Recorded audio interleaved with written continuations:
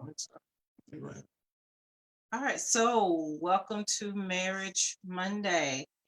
We are excited. It's another Monday, It is. another class, and we hope this class will be a special one that you can enjoy. So we'll give a few minutes for folks to join in and for us to get on Facebook so we can actually monitor the comments.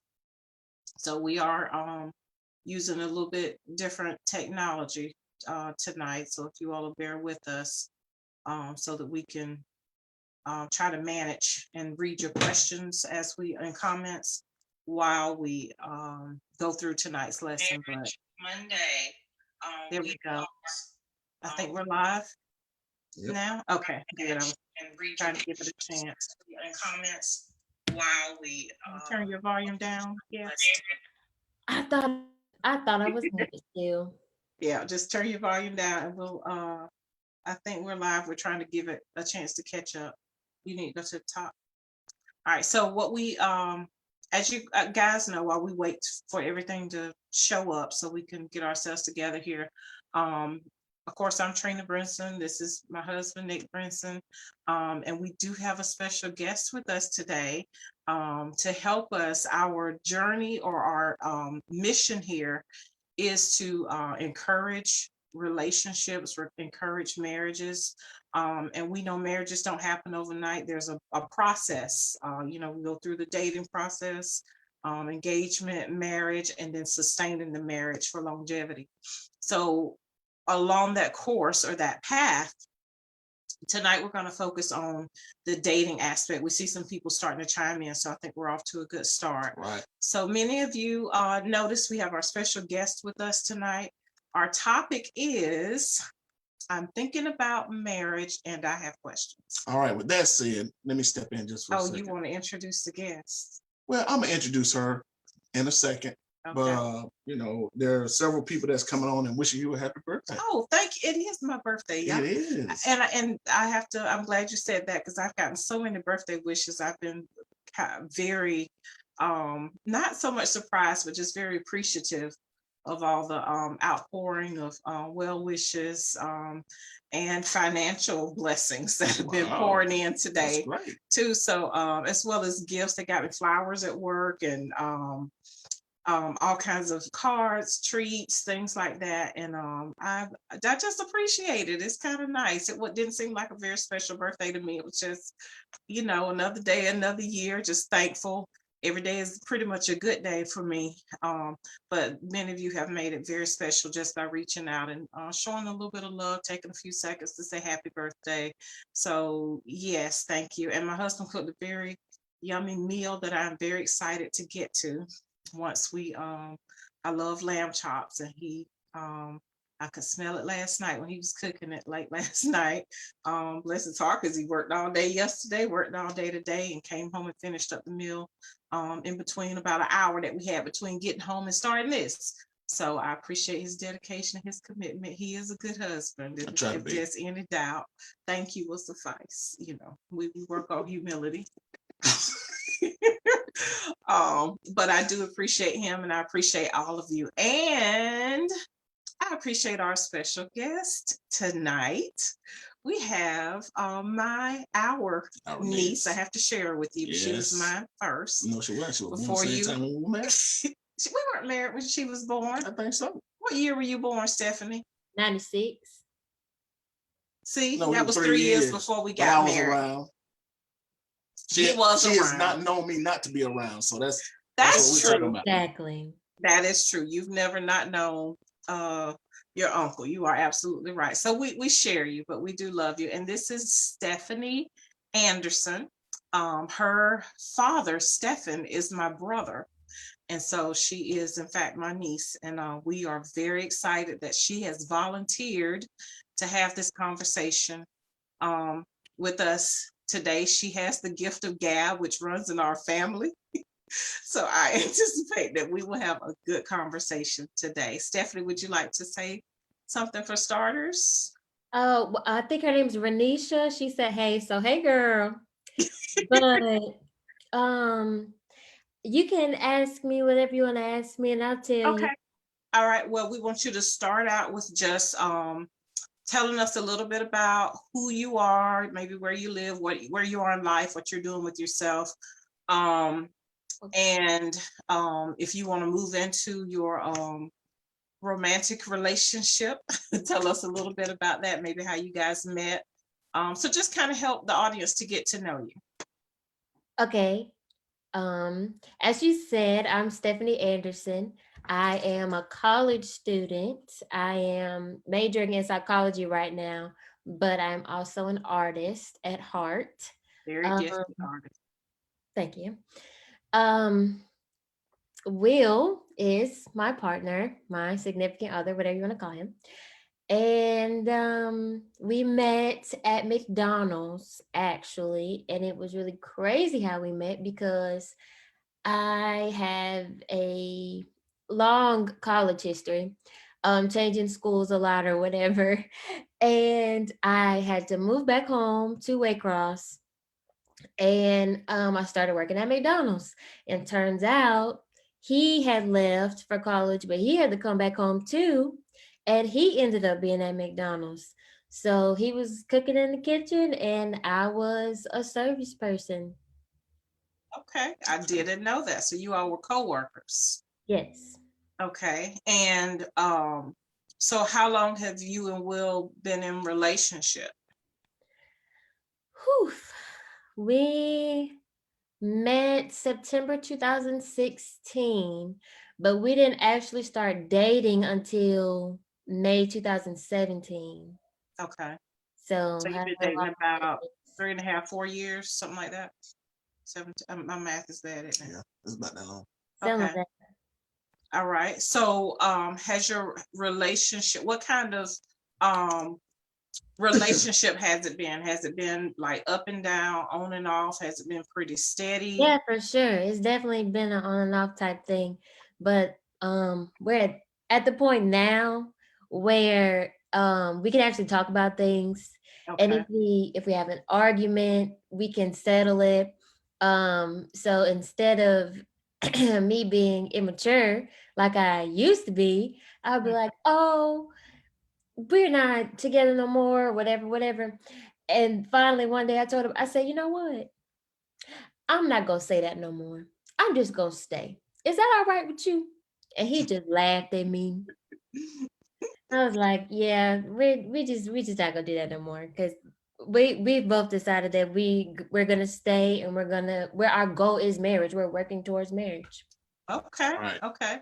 So, what is it? I'm gonna let you get to the questions you have um for her, and I should disclose, Will had intended to be here today, but he got called into work and was not able to come on with us today. So we have Stephani here to share her part. And so we do have a few questions that we um do you have another question to ask her, or are you ready for her to ask us questions? I mean, she can go ahead and start asking us questions. Okay. Okay, Get to- I'm Go sorry. ahead. The first question is, how do I know if I'm giving and receiving love correctly according to his love language? Okay, so we have talked about this. You and I talked a little bit about this. So, what would you say is his love language, and how do you know? Um, are you talking about how he receives love or how he gives love? Um, Receive. Let's talk okay, about receive first, How he receives. because Um, that means that's how you got to give it.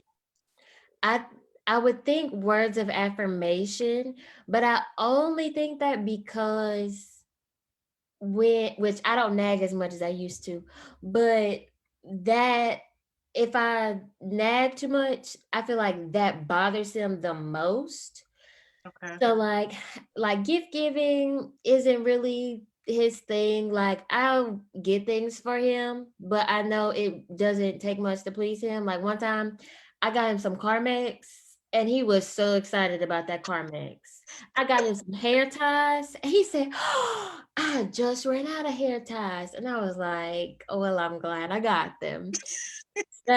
He's pretty easy with that. He likes to spend time together. That would Okay. probably be the next one. Like quality time, just chilling. So have the two of you ever actually taken the quiz? Yeah, but I forgot I gotta take it again. Okay, all right. So that might be a good activity for the two of you. Because right now y'all are in different cities, is that correct? Yes. Right. So y'all have time apart. So what I would say in reference to your question is first thing you need to do is not try to assume or figure out what his love language is, as opposed to asking him directly. So having him to because he would he take the quiz if you asked him to? Yeah. So I would say the first thing for you to do is for you to take the quiz for yourself and for him to take the quiz for himself, and then you all discuss your answers so that you can hear from his own perspective and his own voice what it is that he actually likes, because what you perceive to be what he likes might not in fact be where his heart really is or what really reaches him. You might be filtering it kind of through your own thoughts and your own perceptions. So I would say not to assume, Right. but to go directly to him and have that conversation with him so that both of you know. And on the flip side of that, don't assume that he knows your love language. Give him that information directly so that in the form of a conversation that's been planned so that he's of the right frame of mind, especially because you guys are living in two different cities. I need to write notes. Oh, okay. Well, fortunately it's recorded. You can always go back and watch it too, as so can he. But I think that's probably the first thing, is that you all need to be intentional about taking the quiz and having conversation around why you chose the answers that you chose, and that'll help your significant other understand kind of where you're coming from and how you're thinking. Uncle? Well, I can't say much more than what she just told you, because that was some great advice. And you have to be because Will is a silently strong man. Yeah. That he may think one way one day, but his love language may actually change based on the time that y'all have spent together. There's because I took the love language quiz multiple times, and it fluctuates between the two. Or three. Two. Or three. We can go with three. And it fluctuates based on, I guess how my emotional state is. But, and that comes from me not being so evenly keeled across the board. And I don't get too up, I don't get too down. But that's just part of my personality. And I think Will kind of got that same personality. Yeah. Yeah. One thing too that I want to say while you were talking, I hope it comes back as I'm talking because I lost it. Okay. And taking I know what it was. Y'all are young. Mm-hmm. How old are you, Stephanie? 24? 24. I'll be 25 this year. Mm-hmm. Yeah, y'all are old. Somebody old. Sound like it's you. But you are still young and you're still learning yourself. And so your answers to the quiz may be different now than what it was if you took it 2 or 3 years ago. Because for one, you're in a relationship and you're finding some things are more important to you than others. Right. And so as you're learning and paying attention to yourself, you may find that you come to know yourself better, or you start to notice that you prefer certain things over others. You value certain behaviors over others as an expression of love. And that's okay. So I want to go to the next question, but I want to highlight something that you said. The next question is, I don't like how Uncle typed that, but say what you want to say. Go ahead. Okay, so I am very much verbally expressive, and Will is a man of few words. That's right. So I need to know how to have a conversation with him about something that I have a problem with without complaining or seeming confrontational. But I feel like part of the answer to that question is what you said about filtering my thoughts through my own perception. Okay. I, I feel like that, that's like that blows my mind, because that's what happens. Will doesn't like for me to assume, and a lot of times when we do have conversations, I find out that what I was thinking wasn't what he was thinking at all. No. Mhm. So yeah, that's You got some good insights there. Yeah, that was pretty knowledgeable what you just said just then. And it's good to get that while you're young, before you get married, because that can cause a lot of issues. Because if you're filtering, and I don't even think we had that information coming through. No. You're filtering people's information through your own perception, and sometimes it just does not come out the way that they heard it or the way that you understood it. And the filtering process is basically through your experiences, Which can be dangerous. Right. I really see it almost as arrogance for you to think that you know what that other person is thinking, as opposed to you allowing yourself to be in a space where you're open and able to hear what they're trying to tell you from their own perception or from their own perspective, not necessarily through yours, because you are filtering through your own insecurities. You're filtering through your past experiences, maybe what you saw with your own parents or what you saw with your friends or family members. Whatever your life experience has been, you may be filtering that person's actions through your life experience, which may be completely different from where this person is coming from, where the motivation for your spouse's behaviors are coming from. And so it's arrogant in my opinion, Right. It's arrogant to think that you can just know what that other person is thinking and feeling because of how it looks to you. And so it's an important skill for you to learn to silence your own mind and silence yourself so that you can hear what your spouse or your partner wants to tell you and wants you to know. Yeah, hear it purely hear what they're trying to say or what they're saying to you. What we got on Facebook. Does that help? Does that make sense, Stephanie? yes, but it made me come up with another question Okay. that's not written down. Okay, go for it. Yeah, go ahead. Okay. How would you all suggest that we break away from the generational norms that we have seen throughout our childhood and even into our adulthood? Making To our what? own path. Like, um, both of our parents are divorced. Boom. Okay. So and some of the same issues, like both of our sets of parents had a lot of the same issues, Okay. and I do not want to repeat what they did. Okay. And y'all are which obviously y'all are my family, so like I know some of y'all business, but I could tell y'all took a completely different path and made your own lane. So how do you do that? Well, Stephanie, it all goes back to having a willing heart to blend what both of y'all bring to the table. The differences, the likes, the sames, respecting where each other come from, being a vicarious learner. When you're a vicarious learner, you see what other people have done and you do your best not to repeat it. Or if you know you got those same tendencies, you do something right now and research, how do I change this about me so I don't repeat anything that I've seen from other people, and seeing how it basically can hurt the marriage, break it up.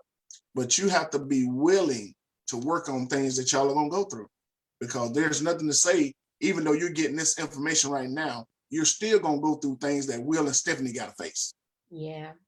And when y'all come to those things, that's when y'all come and go get with some marriage mentors and people that you respect, and maybe even your parents, because they've been through some of the stuff that y'all going through and may not see it, the same way as when they were going through it, because they care about y'all. You may not have to go through what they went through.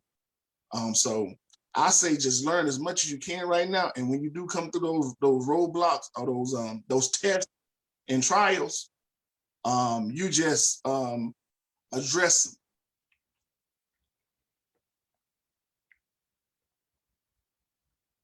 Well, okay, we're back. Okay, I'm sorry. Somebody was trying to call me, a little spam call or something. Sorry about that. My thoughts on that, Stephanie, is we were very intentional about marriage mentors. And although, my parents, your grandparents have a great relationship, their marriage really doesn't look like my marriage. And that's okay. But what I learned early on was that having my marriage look like their marriage was not the goal. We had mentors that told us early on, very early in our marriage, that we have to find our own way. Our marriage does not have to look like somebody else's marriage. And I think we took ownership of that at an early stage in our marriage, to realize that we have to figure out what works best for the Brinsons. And that does not have to be a duplication of what somebody else has. Right. And so we had to iron out our problems for ourselves. We didn't try to say, oh, well, you the man of the house, you gotta do this, you the woman of the house, you gotta do that. We made some decisions. We talked about it and made decisions among ourselves. We had a lot of trial and error. But we were determined to figure it out by being led by God, being led by the Holy Spirit. And so that was a huge piece, is submitting to God and saying, God, show me what to do, or show me how to deal with this issue. And so that's why our marriage looks the way it looks, which is good for us. I don't know if it's good for anybody else, but it really doesn't matter. It only has to be good for us.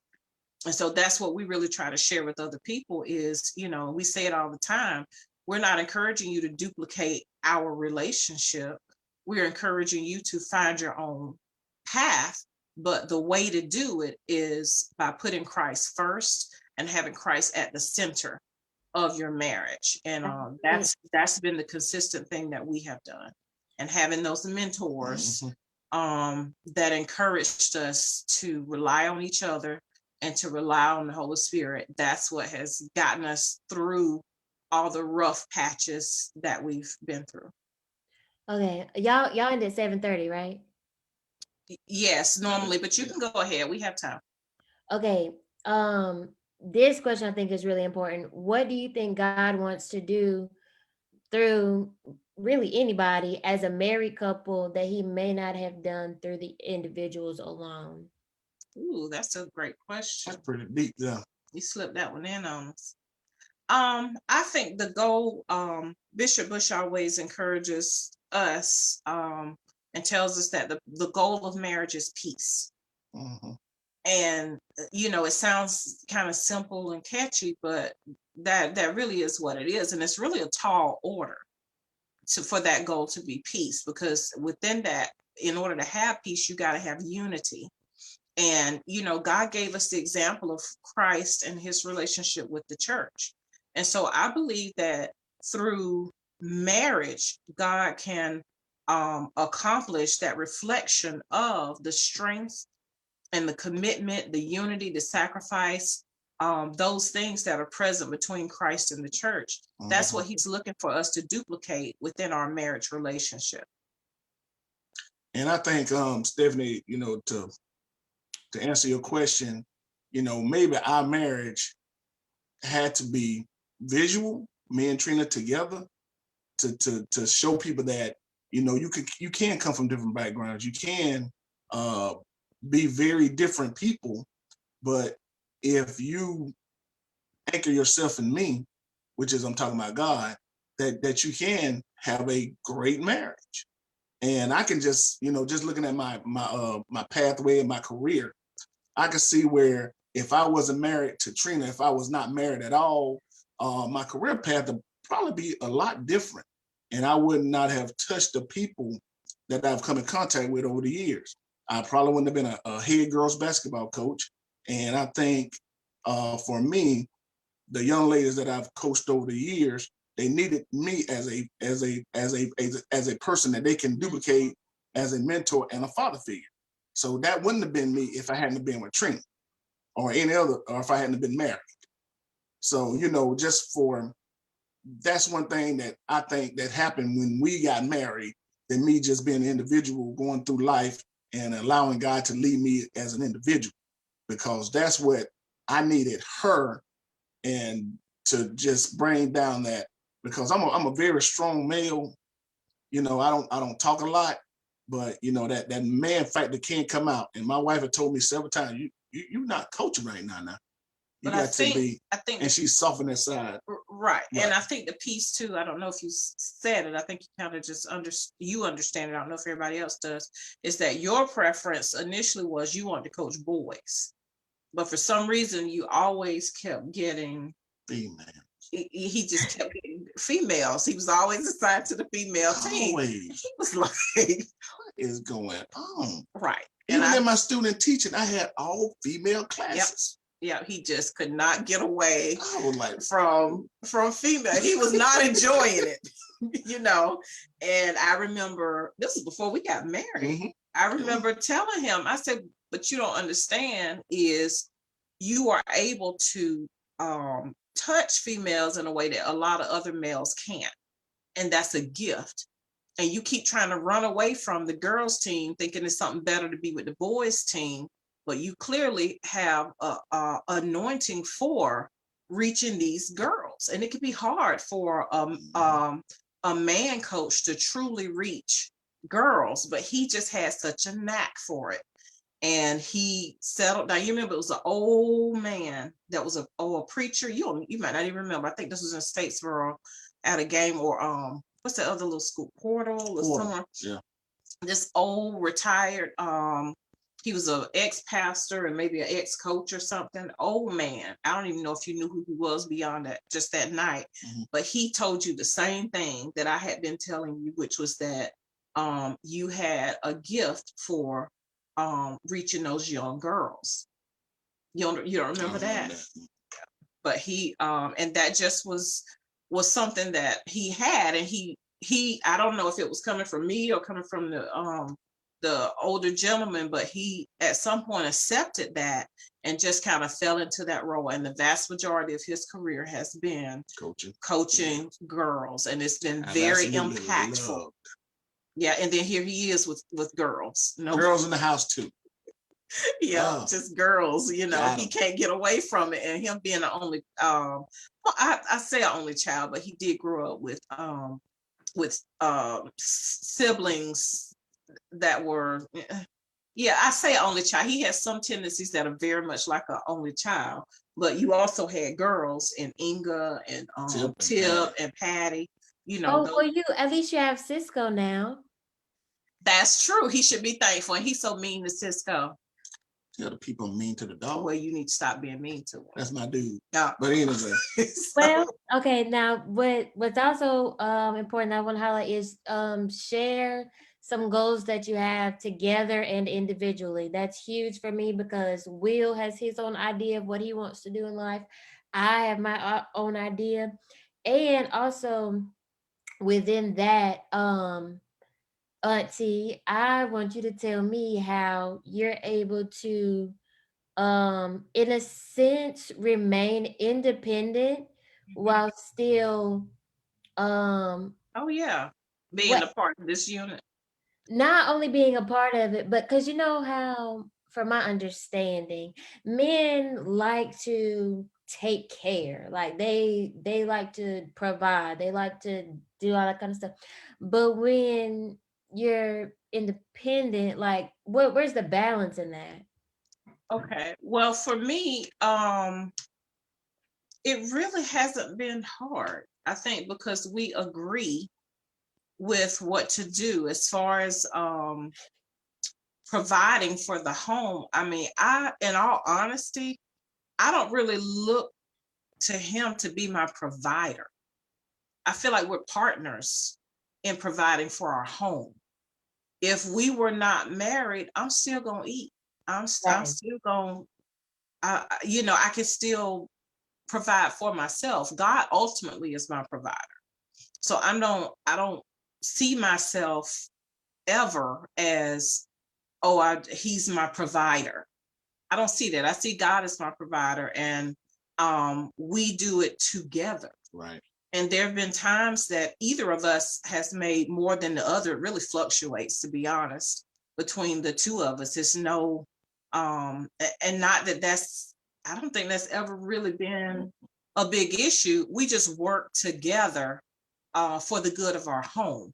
And so there's really no push. I don't try to stop him from what he wants to do professionally, and he's never tried to stop me. In fact, it's been the opposite. We pushed each other. We've supported each other and pushed each other. We have had to talk about timing, as in, is this the right time, for you to go back to school? Right. Is this the right time for you to start a business? Is, how can we move towards, financing this, or how can we adjust our home to accommodate, well, my business, working from home. We have always had conversations around that. I've never had to force what I want for myself. And the same with him. He's never had to force. Now we've had to make some adjustments, not Steph. But those adjustments I've never, for example, if we weren't married, if you were single, or maybe if you were married to somebody different, I know you would have wanted to be a head coach, right, somewhere. But that's an adjustment that he made. I never asked him to not be a head coach, right, or not to pursue that option. But with that said, Stephanie, that's why it's very important that y'all make God first. Right. Because individually, you're going to want what you want, because you're individuals, and you can see your career path going one way, and maybe at some point that may happen. But for me, I had a turning point with my football coach career where I just saw where, we weren't on good terms at that time, because we had newborn babies at the house, and I'm spending time at the field house and doing the football thing, and getting home. I leave early in the morning, get home late at night. There were times I didn't even see Camille go to bed or get up during those days, and I had to look within myself and say, is this how important is head coaching football is important to the benefit of this family? What's more important, the family or the football? And the way it was going at the time, the football really wasn't that important to me. I had to go through some growing pains, but then I figured out that I could be a head coach coaching girls basketball and got the same fulfillment that I would have had coaching high school football. And it also gave me a time where I could spend time with my babies and take them to practice and have females around them. Mm-hmm. So it actually worked out really well for me and my career aspirations. And I got real comfortable coaching girls basketball. I mean, when I say comfortable, I could have finished my career doing it. But, with my significant other sitting beside me, it was more or less like, that's all you want to do, just finish up coaching girls basketball. She gave me something else to think about. You know what I mean? Like, maybe I can go in administration. Maybe that's something I think I want to do. And it was like years when we started having this conversation. And then, as I got closer to the time it was time for me to go into administration, God laid it on my heart. And it was like, at that time now. And he gave me a clear path of what I need to do to get where I am right now. So long as you're led, man. I was going to say, so the biggest thing I'm taking away from that is, Granddaddy always tells us to put God first, but it's one thing to know it and it's another thing to put it into practice. It sure is. And if both of us are doing that, what it seems like to me is our paths will converge, Merge. and both of us will be operating in purpose, because that Absolutely. is the biggest thing to me, is making sure I'm operating in purpose. And what both of you do, which is so important to me because of my dad is Stephani Anderson, is reaching people. My Yes. ministry is people. It's about the people. Like, how can I be who God has called me to be, and will be who He has called him to be, and it'll be better if we can do it individually, but also do it together. Right. Absolutely. Absolutely. You don't want to um discourage Will from moving in purpose. You Right. want to encourage that.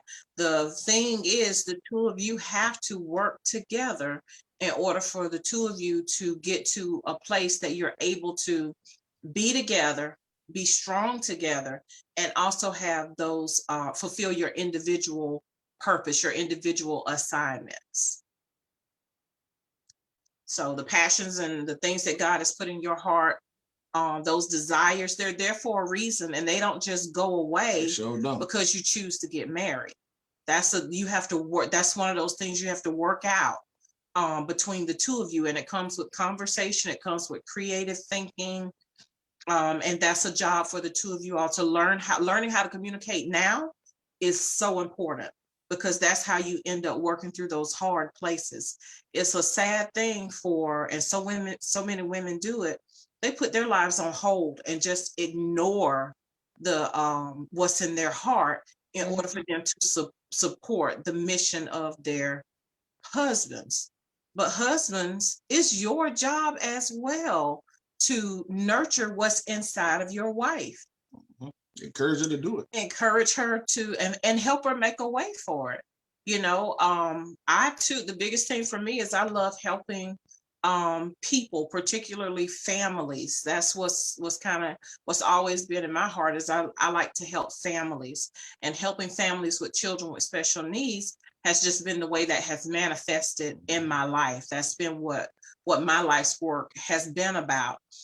And for me to be able to do that in a way that fulfills me and still take care of my own family the way I felt like I needed to be able to take care of my own family, it took some creative thinking between the two of us. It took some, for example, the way I was when I started doing contract work, that meant I wasn't getting a regular paycheck like other people get a regular paycheck.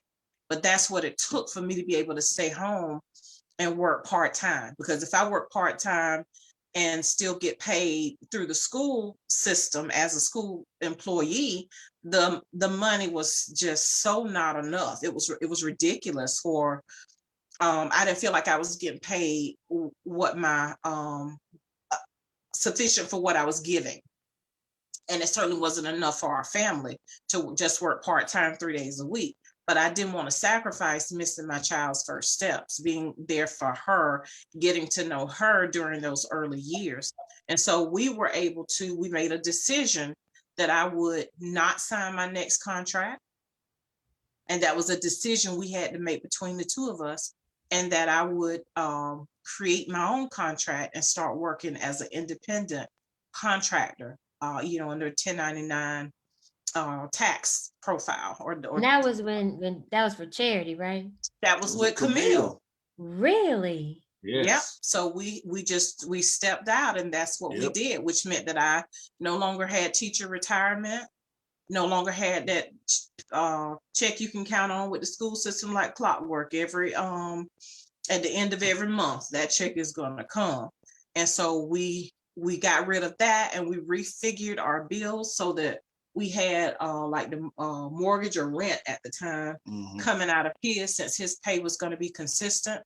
And we had things broken down so that we could live mostly out of one check, and then use my check for business and also for savings and things come up. And so that's a decision we made together. And we also had to adjust his taxes. Oh yeah. So they were killing his check with taxes to help compensate for what me not paying taxes during the year and settling up at the end of the year. And all of that, Stephanie, was led by the Holy Spirit, because we were going out on, okay, now what?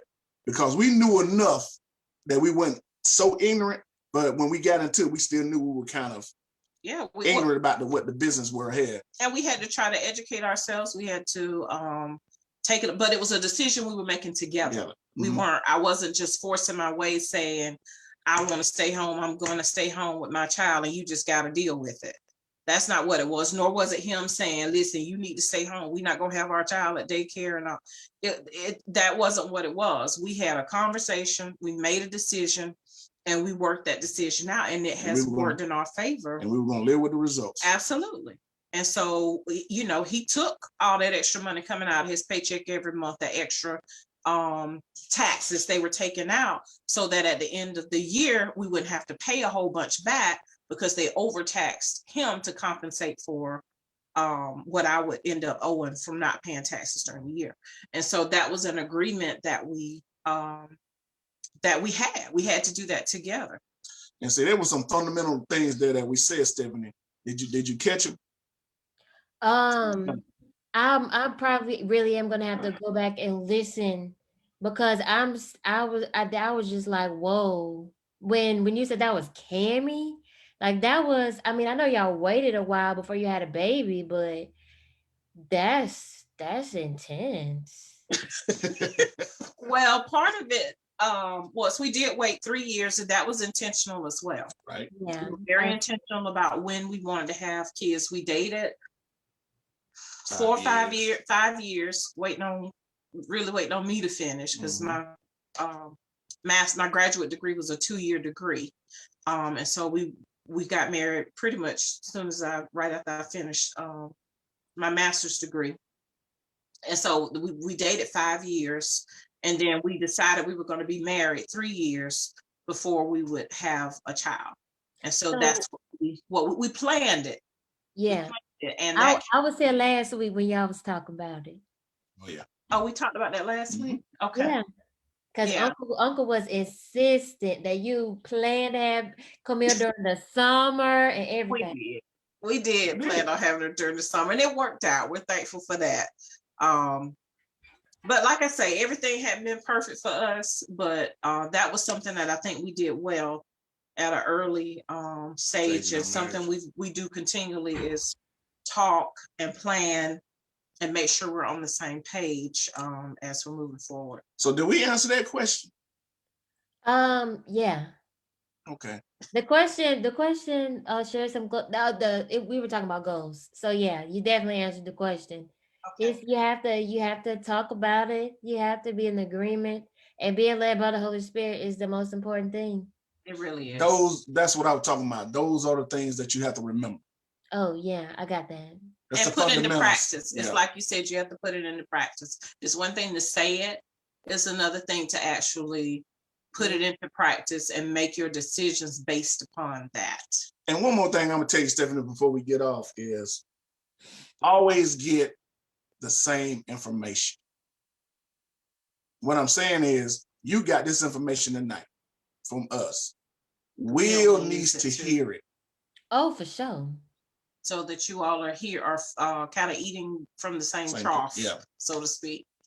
Okay. That's why we go to church and we listen to, our bishop and your grandfather when we can, and we get a lot of the same information. Yeah. Especially when they deal with the spirit. We have different interests in what we like, other than that, but fundamentally we deal with spiritual things, and that's where we get the same information from, and that's the glue, sweetie. That's the glue that hold it all together. That's the glue. Well, all right. I appreciate you guys answering my questions. We appreciate you. And your willingness to step out with us. We certainly appreciate that. So we wish you and Will the best. And we like Will. Just, a good fellow. So, we do like him. And I do wish the best for you guys. And we are always here for you. And because you reach out when you have questions. And I appreciate that about you too. And it makes me want to help, because you reach out and you ask those, but even the tough questions, you're never making my heart all warm. Yeah, so we love you and we appreciate you. I love y'all. All right, and we'll let you want to close it out for the people With that said, so I can we go want to eat. welcome, want to say goodbye to our niece, Stephanie Marie. And, just thank you for being a part of this broadcast tonight. And from the lady and the coach, we love y'all. Good night. Good night.